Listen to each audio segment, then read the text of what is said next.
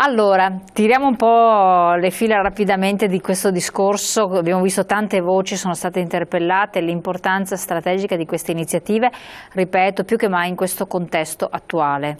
Ma voi non vi fermate qui, a parte il direttivo nazionale che è organizzato per lunedì con delle presenze molto significative, in cui ribadirete anche lì dei concetti tutto sommato di legalità, perché quando noi prima fuori onda parlavamo finanziaria che vi taglia fuori.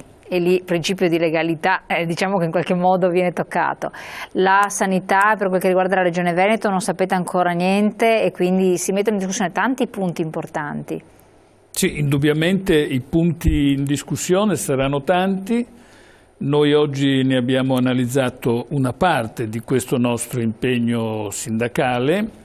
Vorrei però anche dire che noi siamo molto impegnati nella contrattazione con i sindaci, con le autorità locali, perché molti di questi temi sulla legalità e sulla educazione alla legalità in modo particolare, è vero, oltre che di contrasto alla mafia, noi dobbiamo farne oggetto di vita, come dire, quotidiana.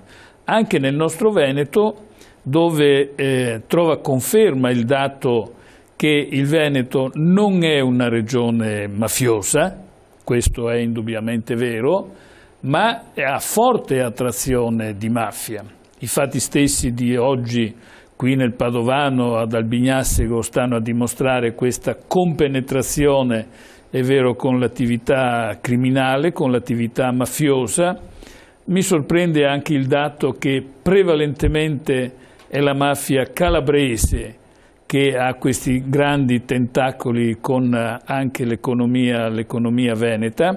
Comunque c'è un problema di fondo che è quello della lotta alla criminalità, attorno alla quale noi chiediamo un maggior impegno, una maggiore attenzione anche da parte del governo regionale oltre che di quello nazionale, perché è un fenomeno che non si distrugge, cambia, è un fenomeno che cambia. E che una volta che diventa presente lo si trova sempre. Noi abbiamo avuto anche l'intensificarsi di alcune azioni di contrasto da parte della polizia, da parte della magistratura, più beni, più capi magari in galera, però vediamo che il fenomeno è lungi dall'essere estirpato nella nostra economia.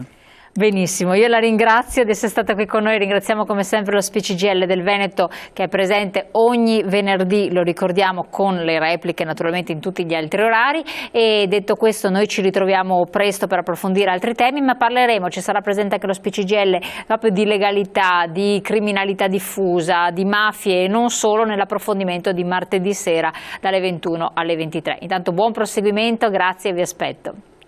Grazie.